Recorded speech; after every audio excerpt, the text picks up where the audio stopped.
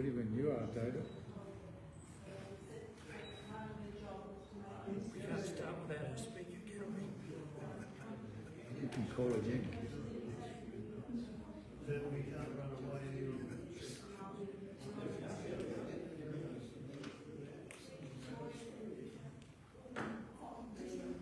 You went the opposite direction.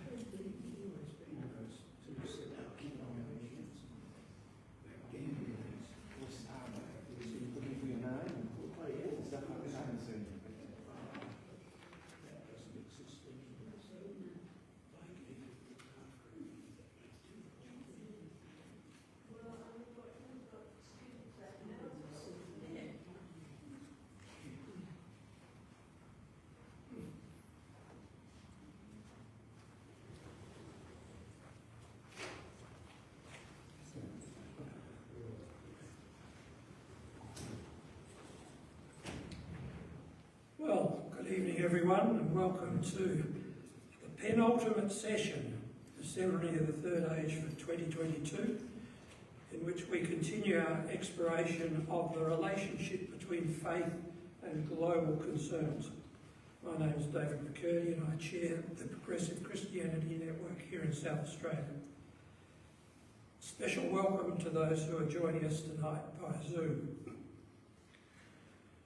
I'd like to begin by reminding us that we meet together tonight on the traditional lands of the Kaurna people of the Adelaide Plains.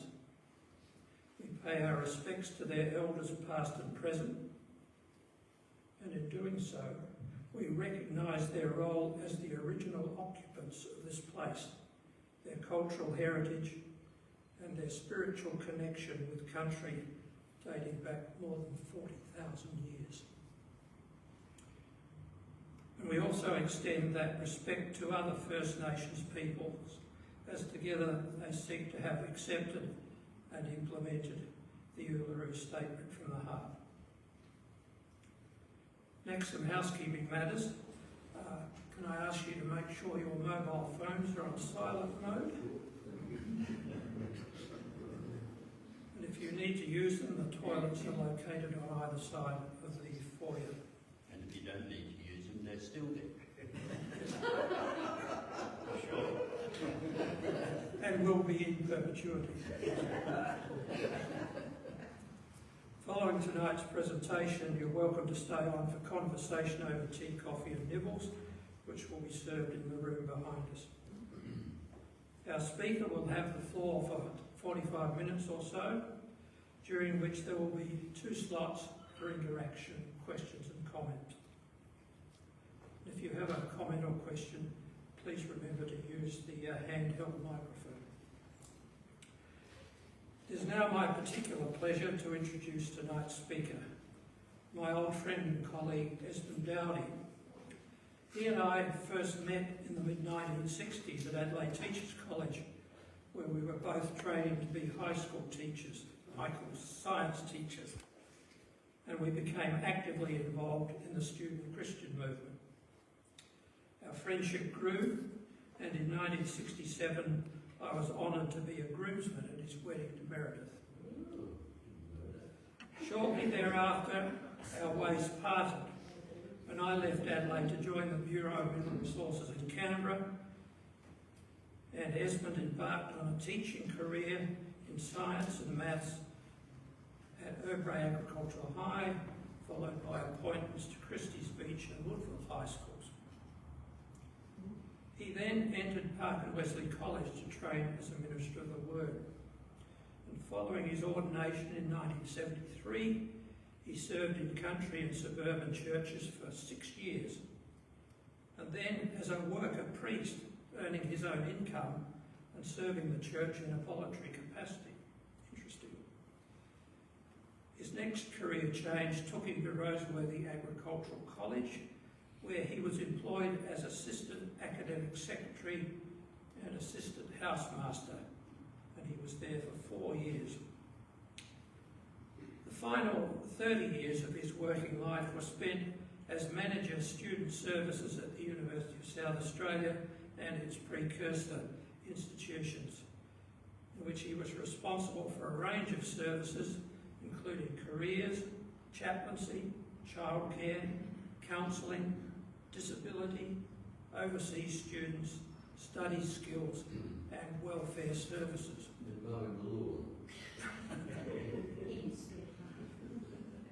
A lifelong learner, Esmond now holds a Diploma of Teaching, Secondary General, a Bachelor of Science with a composite major in Zoology, Genetics, Soil Science and Climatology, ahead of his time, a Bachelor of Science majoring in Psychology and Aboriginal History, a Bachelor of Divinity majoring in Theology, Biblical Studies and Church History, and lastly a Master of Science majoring in Counselling, Social Science, for which his research topic was, wait for it, the influence of feminism on men's self-perception.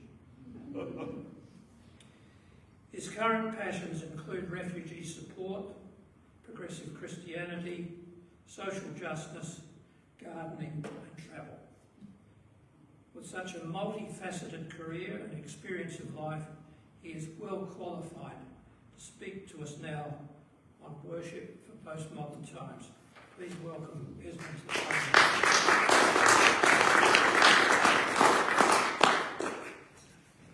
Thank you very much for the comprehensive introduction. I'm just sorry that I'm the penultimate speaker. I thought I'd be the ultimate. Can't have everything. So, the theme for tonight is worship for postmodern times. And to let you know the approach that I'll take in dealing with this topic, the flow of the presentation will be first of all to consider what postmodern means, what period of history is represented by postmodern, and what are some of the characteristics of postmodernism. And then we'll delve into the implications for religion, for progressive Christianity, and for worship. And we'll look at some applications of postmodernism to a worship situation. So, by the end, we should be addressing that topic, worship for postmodern times, I hope. Now, if I go back, what is postmodern, the meaning of the word? The term suggests that postmodern follows another period, a modern period, postmodern after a modern period. And in fact, there is a pre-modern period as well. So human history can be broadly divided into three phases: pre-modern, modern, and postmodern. And there's no definite beginning and ending of those phases. They merge into each other, but in a general sense, across the sweep of human history, we can talk about a pre-modern era, a modern era, and a postmodern era. And each of the eras has a set of characteristics that defines them. And for our purposes tonight, because we're talking about worship for postmodern times, we will look at the three periods in terms of how they understand truth and reality. So if we have another slide, that is a kind of summary which shows how truth and reality are understood in the pre-modern, the modern and the postmodern times. So pre-modern, as you'll see on the table, the period of time up to the year 1500, about. That is before the scientific revolution, before the Enlightenment, before the Industrial Revolution. And in the pre-modern era, God's existence and revelation were givens in the culture of that time. the population exhibited a strong belief in the supernatural, and authority in the community rested with those who carried knowledge of the supernatural, that is, the religious officials.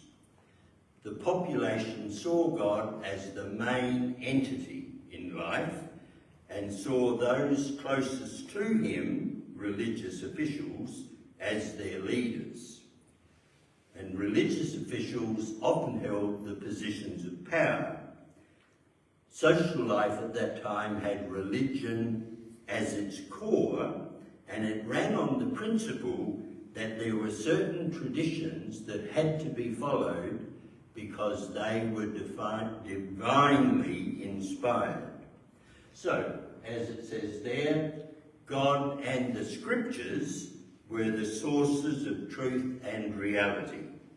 Truth was absolute and universal. And what the church said was the order of the day. Pity it's not so now, isn't it? And then if we move to the modern era, which covers a wide span of years from about 1500 to 1948, which is up to the time that all of us, I think, were alive.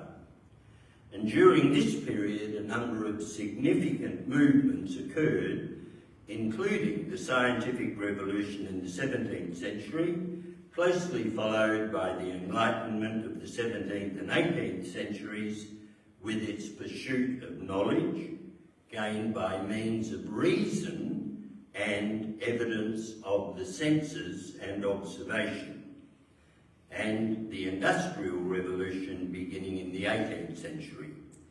So the culmination of thinking in this period was a strong belief in the natural world, not the supernatural world as in the pre-modern period, and a strong belief in the use of logic and reason to come to informed conclusions. Belief in the supernatural was downplayed, and religious discourses were replaced by science and the scientific method.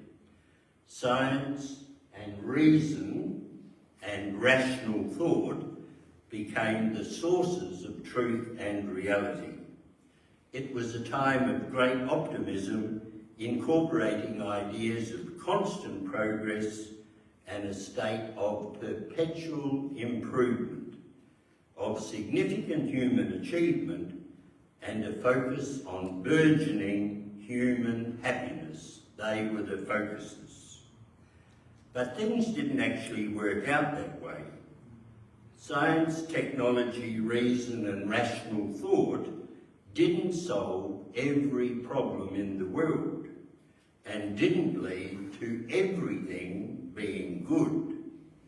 And the time of great optimism gave way to serious disillusionment, especially after the Great Depression, the carnage of 2 world wars, the Holocaust, Hiroshima and Nagasaki.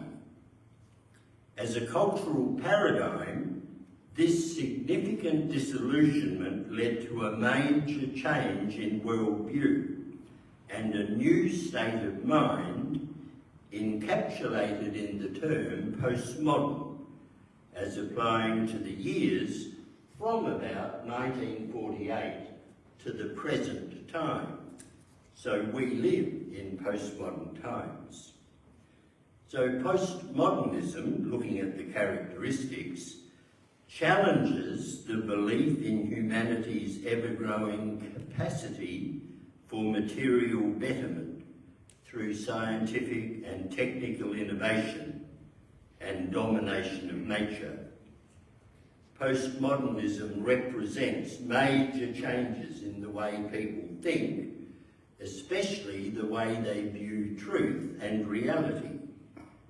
For postmoderns, there is no single defining source for truth and reality. Not the church, not religion, not science, and not reason. In a postmodern world, truth and reality are understood to be individually shaped by a person's personal history, social class, gender, culture and religion. And these factors all combine to shape the narratives, the stories and the meanings of our lives.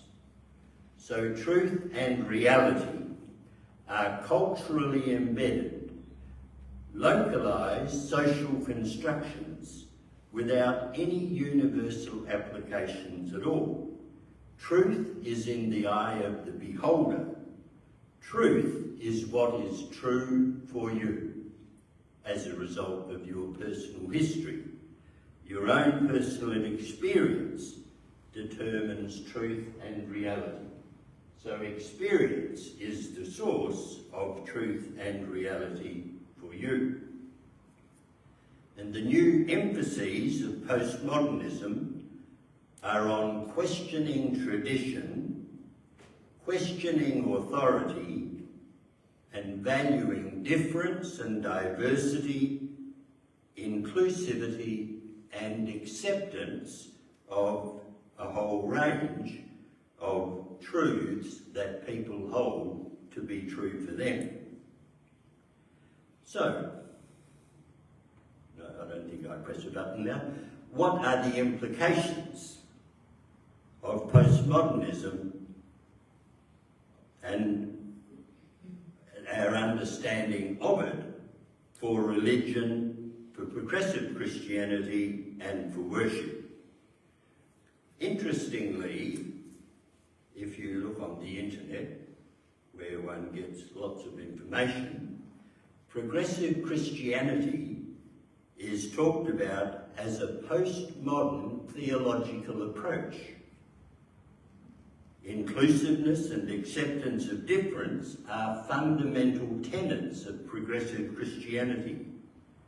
Progressive Christianity worldwide is characterised by a willingness to question tradition, by acceptance of human diversity, a strong emphasis on social justice and environmental stewardship of the earth.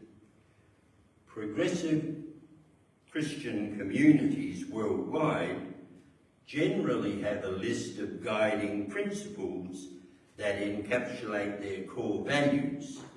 And you should have got, as you came in, a little postcard which tells us the goals of the Progressive Christianity Network of South Australia, our goals. We develop these goals ourselves. And they are, and as you listen to them, you'll see that they fit with a postmodern mindset. To unravel the mysteries of the Bible, to reconstruct a credible faith, to explore a spirituality for our times, to be inspired by the compassion of Jesus, to promote social justice and reconciliation, to appreciate the spiritual depths of the First Nations, to affirm the contribution of all faiths, and to redress our failure to care for Mother Earth.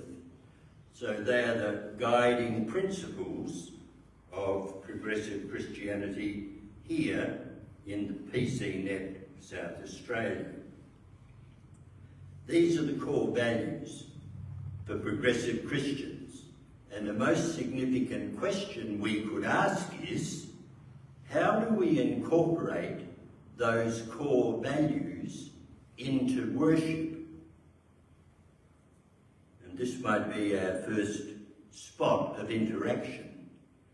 From our understanding of the meaning of the term postmodern, our knowledge of progressive Christianity, and our familiarity with church services, we could think about these questions.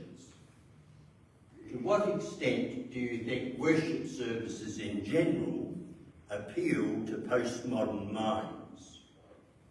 To what extent do you think declining congregations relate to a failure of the church to keep up with the times and to relate to postmodern minds? So how we might do this is just talk to your neighbours, probably about 4 groups of, how many are we? 2, 4, 6, 8, 10, 12, 14, 16, 17. 4 groups of 4 and 1 extra will be fine. So if you'd like to just move around, and we'll spend about 5 minutes just answering to what extent do you think these things are so? And then at the end of that time, we will just get an answer from each group to what extent. I mean, that's sort of a bit the same kind of question. How closely related to postmodern minds are worship services in churches, to what extent declining congregations.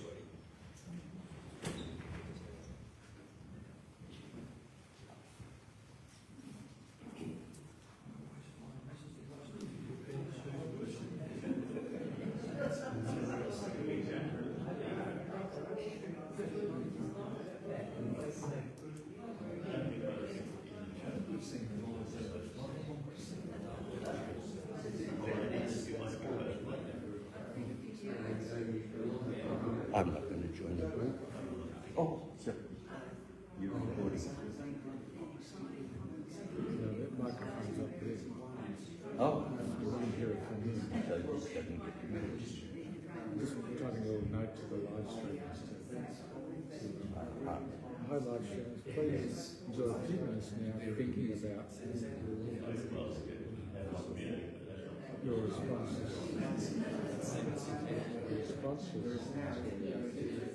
To Esmond.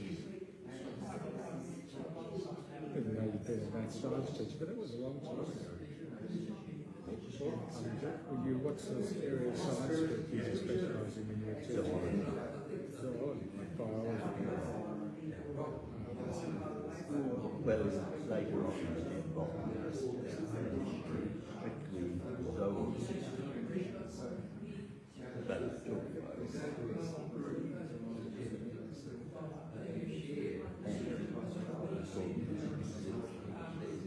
and I know nothing about it. Did you eventually learn anything about it? Did you eventually, after you taught it, did you work it out? Well, I had to learn Nothing like teaching something. Nothing like teaching something to galvanise your well, I mean, I did that I got a grade. If you like zoology, have you maintained your interest in zoology?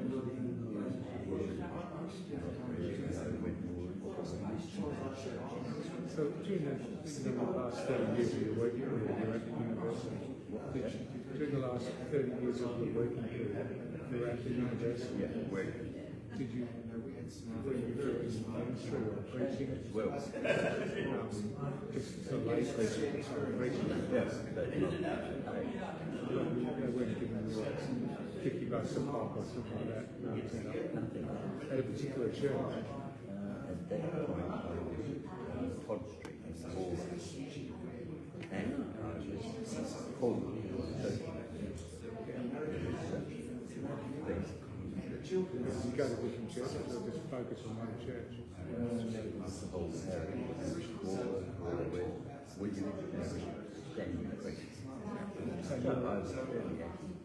So you're unpaid and you were happy to do that, you enjoyed doing it, and whether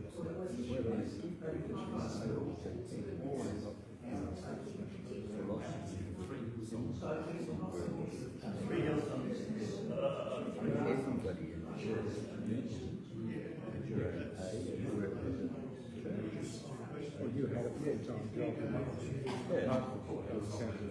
But the minister of the church didn't have a full-time job. They should. So, yeah.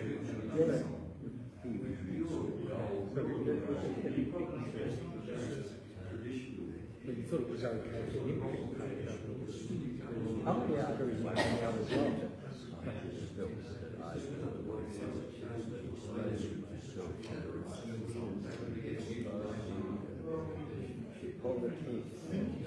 So you're a bit of a loose cannon, is that right?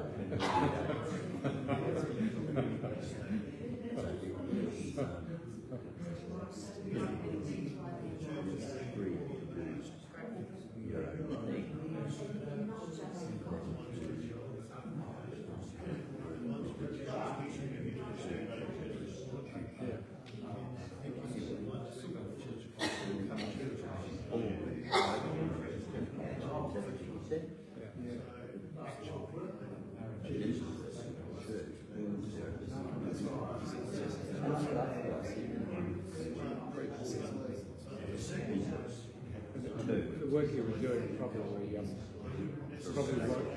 wasn't teaching really. Teaching sort of consumes your downtime as well as your actual work time.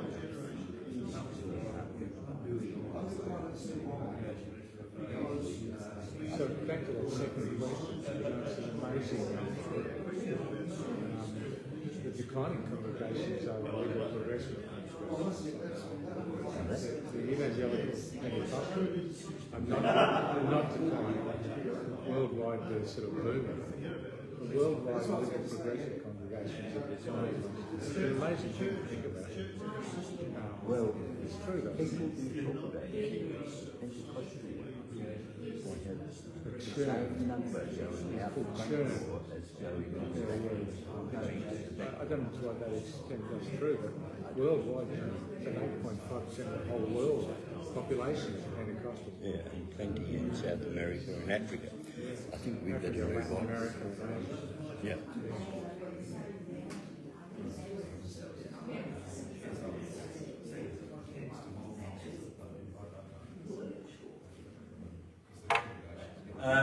I think we might move on and get just a brief response from each of the four groups about whether you think worship services do appeal to postmodern minds and whether declining congregations had anything to do with the failure of the church to keep up with the times. This could obviously be contested, so I'd be interested in your responses. Put your hand up and Fergus will give you a microphone.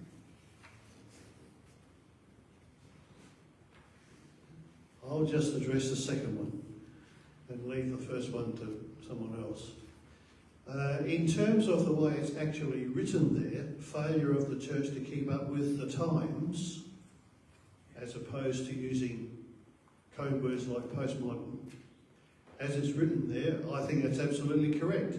And I was saying to this group, I have said in many places, my generation, who were teenagers in the 60s, is the generation the church lost and it's never recovered. And the reason it lost, and we've got a bloke in my congregation who will give you plenty of examples to this.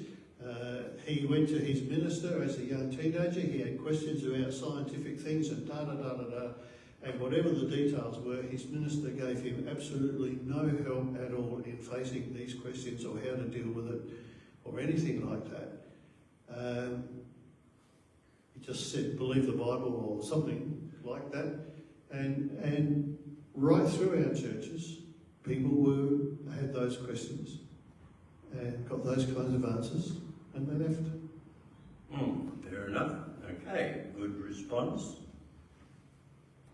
Any other responses? Anybody keen to speak?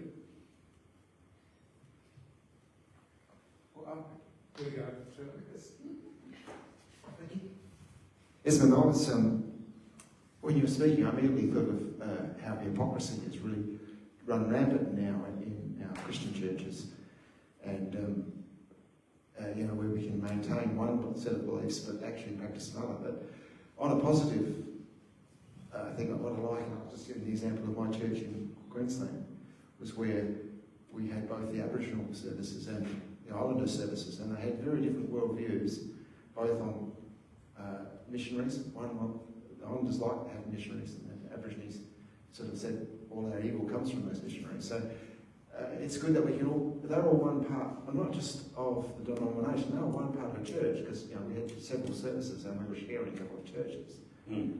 And then we'd all come together on Thursday for the agape meal. And I thought that in that way, it has led, we get to meet more people. We're not just all, in my case, I mix with very few people but Freemasons.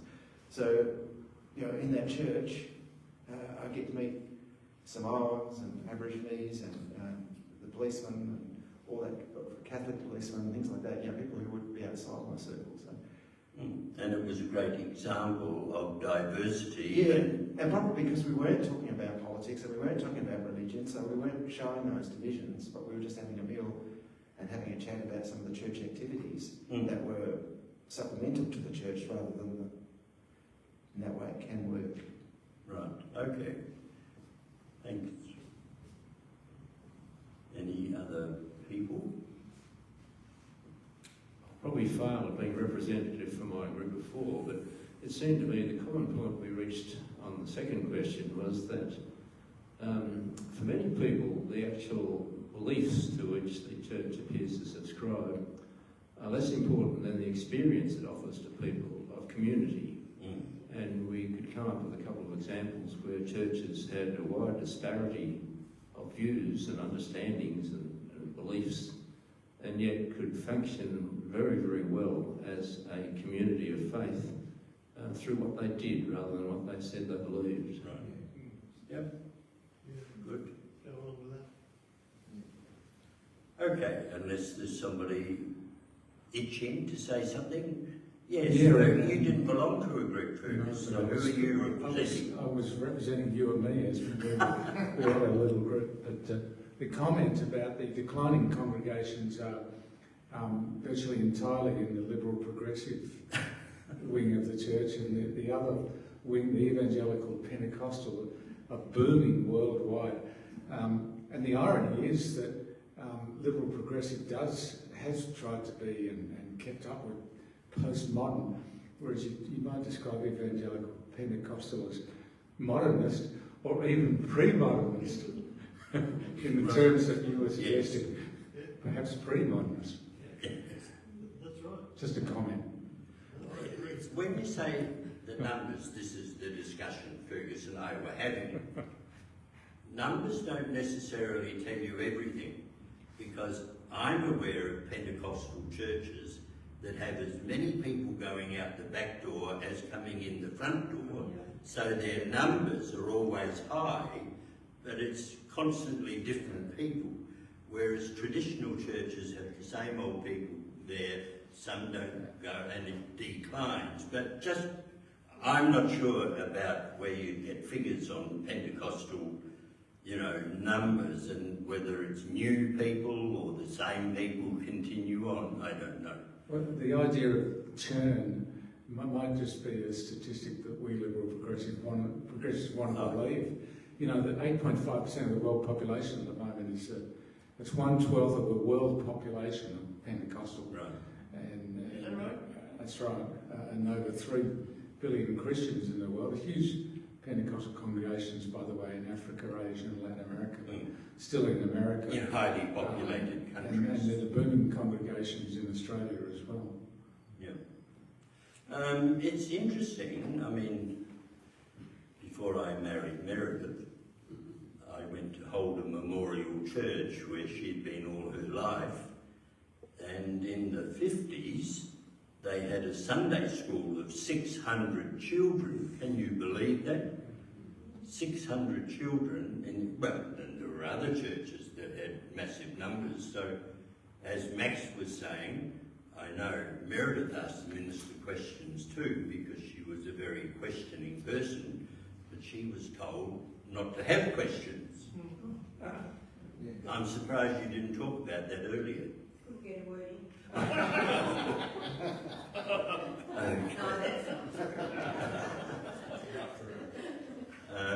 But there is a massive decline.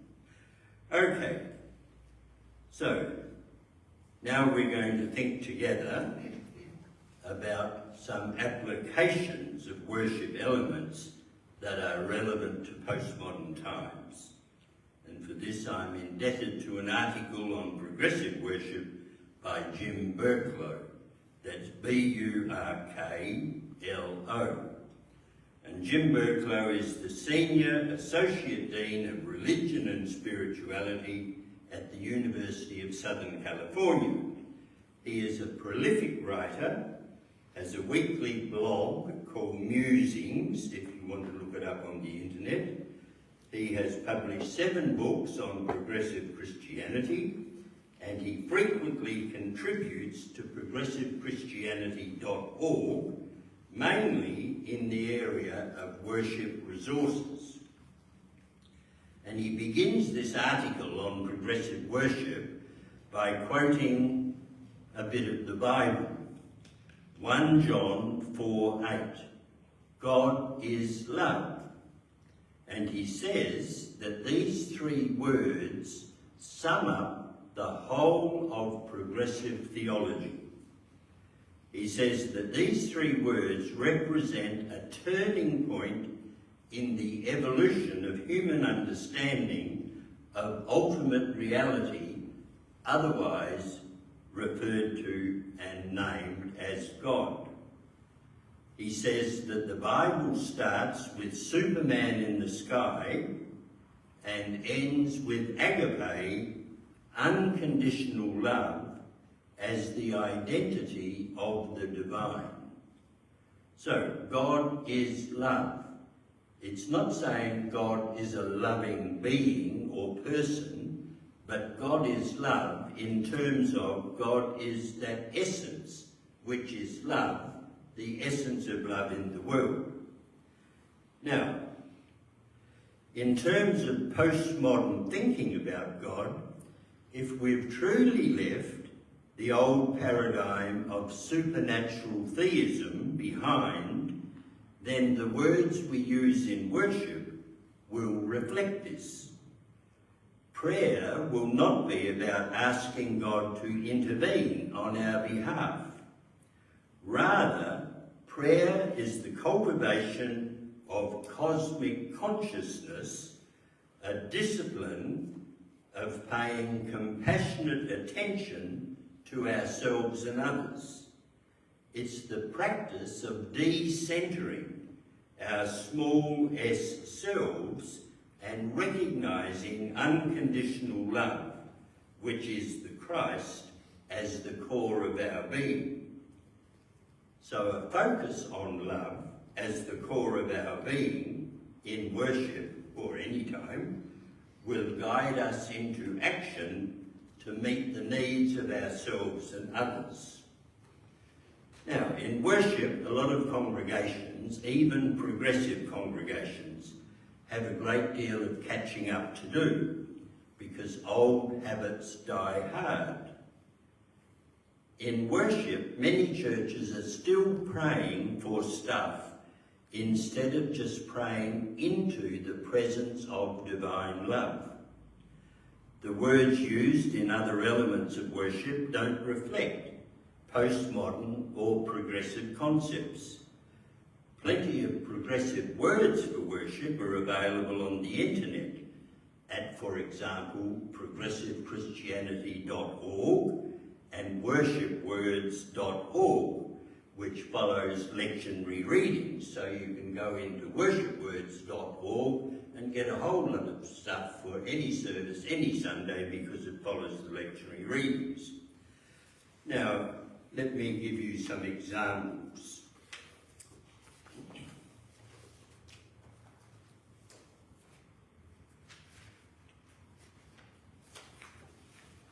An opening prayer by Jim Burklo, which is, well, I've written it, but it's based on Jim Burklo's thoughts,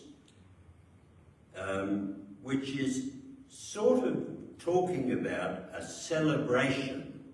Why we're at worship is to celebrate our union with each other and with God.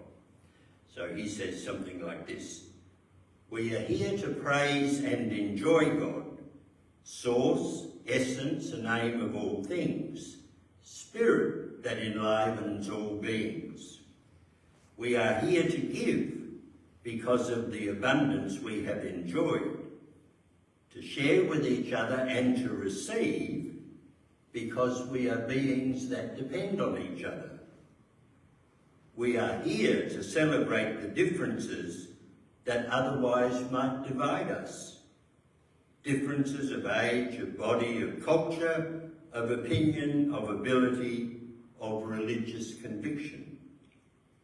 We are here to put things in perspective, to celebrate what matters, to laugh about the things we take too seriously, to cry about things that truly touch our hearts. We are here to follow the way of Jesus, who found God in himself and shared a way for others to find God in themselves. We are here to take a realistic look at ourselves and reflect on our own lives, warts and all, our positive attributes and those characteristics in us that are not so good. We open ourselves to love, who is God. We open ourselves to feel love as the very essence of our beings, to enjoy and serve God, the life force of the universe, the source and the centre, to enjoy and serve with our awe and with our actions. May these things be so. May they ever be so. As you listen to them, you can kind of feel the postmodern concepts and ideas inculcated into those words of prayer. Let me give you another example. Most services you go to start off early in the service with a prayer of adoration and confession. Now, in adoration, we reflect on things that resonate with our aspirations and give us a reason to adore. But confession is the sort of thing that doesn't mean so much to people these days. You know, we confess this and we confess that, and it's a bit like a ritual. You know, does it really engage people, get to people? And there is a different way of doing it. We can expand our thinking about confession. Confession is usually about identifying things we are sorry about and confessing them. But I think it's a whole lot broader than that. There are different levels of being sorry. For example, we regret, we grieve, we deplore, we lament, we are horrified by, we are outraged by, etc. And in this prayer, we'll do the adoration first, and then I'll go into those kinds of words about confession. So, the adoration. Spirit of life and love, over and over again in Scripture, we hear your dreams for a beautiful world. We hear your dreams for peace and reconciliation. We hear your dreams for harmony and togetherness. We hear your dreams for justice and compassion.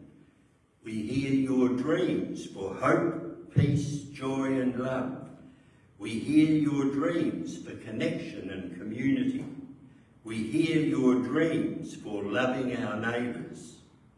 And these dreams resonate with our dreams and aspirations for a better world and give us reason to honour and adore you for placing such worthy desires and yearnings within us. True, we hear your dreams, and yet often we don't open our eyes. We continue to live with the curtains drawn, the covers pulled tight, our eyes shut to the realities of the world. And then, in terms of confession, we regret any unacceptable things that we have done and the opportunities we have missed. We lament the disconnect between black and white Australia, and we deplore the levels of racism in our country and our communities. We are horrified by instances of injustice that we witnessed, and we find it totally unacceptable that people are discriminated against on the basis of their colour, their faith, their gender, their age, their sexuality, their disability, and their ethnicity. We are saddened by the treatment of many refugees in this country whose lives are put on hold for many years while applications for settlement are processed. We are outraged by the incident of domestic violence in our country and the all too frequent deaths of women and children as a result of domestic violence situations. We grieve the high levels of youth suicide in our country, and we yearn for greater investigation into causes and for preventive measures to be developed and implemented. And these prayers we pray, knowing that humanity falls far short of the vision of the Prince of Peace, a vision for a just world. Amen.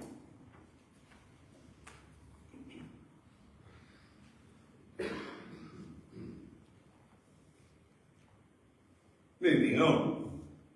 In music, many of our churches are still singing the top 10 hits of 1750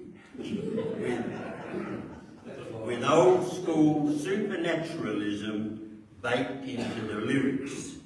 For years, people have been writing new lyrics to old hymns. Yes.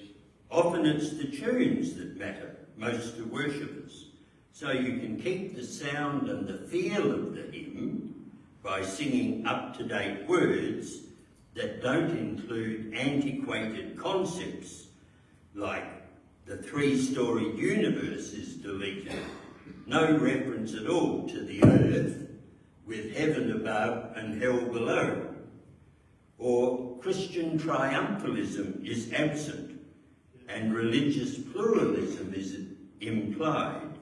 We don't sing "Onward Christian Soldiers Marching as to War" anymore. Jesus is portrayed as a pioneer of compassion, a radical rabbi, not a supernatural deity. Now, lots of people have written hymns. Norm Harwood's written books of hymns. George Stewart, if you look on the internet, has written about 700 hymns. And he's a Uniting Church minister in Australia, and he's got a directory of the hymns. Anything that you want a hymn on, there are headings and topics that he's written hymns about. And they're all written to well-known tunes that we know. Helen Wiltshire at Pilgrim Church, and James Burklo has written a lot of hymns that you can find on progressivechristianity.org. And in the hymn book, and the Uniting Church hymn book, sorry Norm, I don't know what's in your hymn book, but in the Uniting Church hymn book, Shirley Murray has written very progressive hymns. Brian Wren has written progressive hymns as well. So we can put new wine into old wineskins by rewriting hymns and prayers with up-to-date words. But let's face it, the old wineskins of worship are breaking. Our orders for worship need radical makeovers. We need more contemporary music, more tunes and new tunes with words that ring true for our time, richer visual experiences, more creative and tasteful use of media technology, more participation by worshippers, more silence, more contemplative prayer, less insider language that bewilders newcomers. Now, we don't need to abandon tradition. We need to radically rediscover, reinterpret, and upcycle it. And if I just give two examples, the first being communion. I really haven't been to many communion services in the church that don't focus on just the one thing, that Jesus died for your sins, and the ritual of communion is all related to the Last Supper. But that's not the only kind of understanding of communion in the Bible.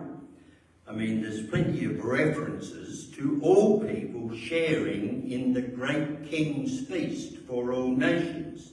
And I can remember Norm in the presentation here talking about Melchizedek and Abraham. Melchizedek wasn't even a Jewish person. He was from where Abraham went, and they had a great battle, and whoever won, whatever. Afterwards, they met together and shared bread and wine, which was a kind of communion. If you look at John's Gospel, if you read John's Gospel, you'll discover that there's a lot about food and drink, about eating and drinking, stories of wine at weddings, picnics for huge crowds, fresh water from a deep well, barbecues on the beach, of Jesus sharing meals with friends, of Jesus saying, I am the bread of life, I am the true vine. And it's interesting to look at how communion is done in John's Gospel. In John's Gospel, Jesus' teaching about communion doesn't take place at the Last Supper at all, as it does in the other three Gospels. Instead, his teaching about communion takes place in a long conversation the day after the feeding of the 5,000.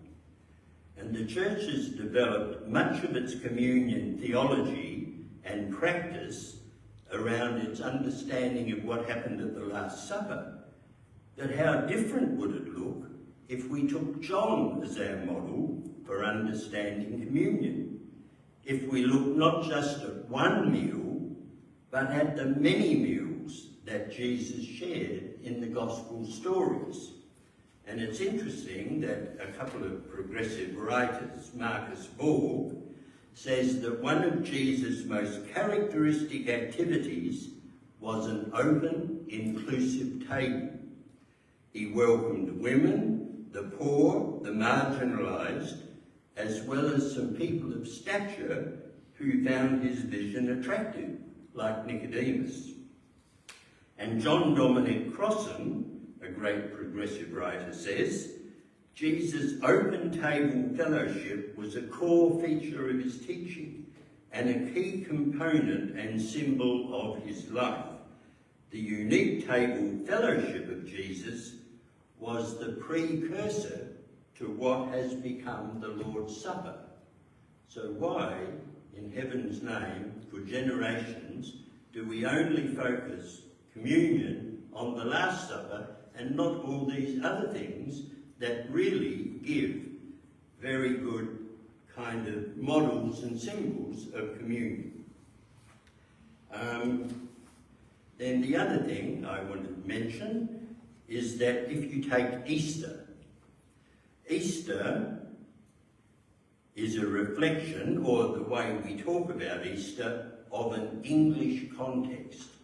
We talk about new life, spring, blossoms, and it's just not in our Easter season. Our Easter season's in autumn, when the trees aren't blossoming, the leaves are falling off the trees. So it's a conflictual thing. And what I think we ought to do is think about Australian illustrations and symbols of Easter. The Uniting Church was formed in 1977, and it was hailed as the new Australian Church. There had never been an Australian church before. And I'm thinking, well, how, as an Australian church, has it incorporated Australian kind of symbolism and ways of thinking about church and worship that are typically Australian? So I think we've just been away on a month's holiday, and one day I got a bee in my bonnet and sat and wrote a whole lot of Australian symbols of new life that we could use as expressions of Easter. But before I share mine with you, you might like to think about this next question. There are those who think that we've adopted and maintain a British worship style. How would you Australianise Easter services, not services in general? How would you Australianise Easter? Maybe just, we won't get into groups, just give me a few clues on how you might do that if you were contributing in worship.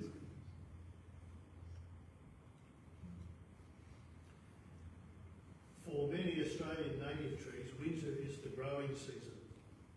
So in fact, autumn is the end of the dry and the beginning of The green. the beginning of the green. So that's what we need to talk about in the service. Yeah. Yep, That's one. that's one. Instead of recovery, could we have bushfires? Yep, and And because you get the regrowth after that, it's a Right. necessary destruction. And that almost always occurs at our Easter time, in autumn, doesn't it? Because the bushfires are in summer. Well, it's ending in February, yes. So Yeah, and the regrowth is in autumn time, Yeah. not in spring. Yes. Okay? Or the recovery, perhaps the recovery is a better way of putting it. Yep. Well, it's a graphic illustration of Easter, isn't it? But we also Destruction and new growth, new life. There's a lot of barbecuing of sheep too. Yeah. At that time. Any other examples? Well, let me give you my list. Some plants only flower after a bushfire. Rain after a drought. If you have areas in Australia where there's been drought for 10 years and then suddenly it rains, great new life. What about the life of refugees in Australia? I know a Burundi couple. He was Hutu and she was Tutsi, and they got resettled here. And I remember asking her, how she thought about it, and her view was that in a refugee camp in the Congo for years, she thought their family had no hope and no future. And I can remember they arrived here in December 20 years ago. In the beginning of the next year, they both started courses, husband and wife, and they had 4 kids at university, one at Flinders and one at UniSA. And when I was talking to her, she said, it's just like a total new life. We've got hope. We've got a future now, which we didn't have before. And I think we could think of hundreds of examples of refugees who have experienced new life. What about Lake Eyre filling with water? Is that an example of new life, a great symbol of drought, devastation, new life when it rains? Multicultural Australia, I think, is a great symbol of the kingdom of God. People coming from the north and the south and the east and the west, all to the great feast of the King. And then I had a few medical examples. The cochlear implant, which has a significant Australian influence on its development, has a great opportunity for new life in a sense, new hearing. Or a person that I'm intrigued by is the Arathaki orthopaedic surgeon, Munjeb Al Muderis. Do you know about him? He's an orthopaedic surgeon in Sydney, and he was a refugee on Manus Island for a few years because Australia wouldn't let him in. But when he was resettled in Australia, he's a brilliant orthopaedic surgeon who has a new way of providing prostheses for people that have had amputations.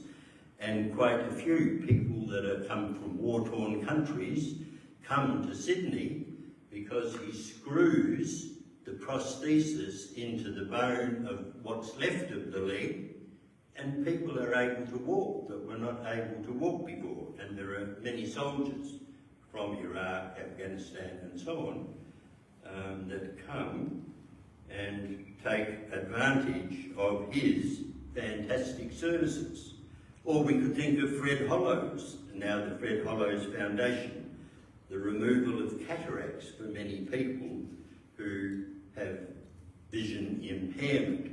All of these things, I think, are new life, and they're represented in Australia, and it would be great in services to frequently use Australian examples of things. Esmond, there is the one we've left out, and that's of course moving Easter to Anzac Day. Move it, yeah. And of course then we have the Australian nation as the renewal. I mean, I think that's talked about in the newspaper, isn't it? To move it to Anzac Day. Combine Easter and Anzac Day. Oh, I hadn't heard of that. But the symbolism is ideal. Yeah. And it gets rid of the whole dispute over being a British worship style there. Right. Yep. It's our own, by law. I can remember talking to an English friend of ours who said that the whole concept in England is great because the trees are totally bare and then suddenly their leaves shoot, blossoming. But in Australia it's not so significant because we have so many evergreen trees. So it's not really a good illustration of Easter anyway in Australia. Okay, so summary. If God is love and practicing it is what we're about, then we'll be serious about making our churches approachable for people who know little about the faith or are in recovery from its toxic forms. Let's make worship relevant to postmodern times. Thank you.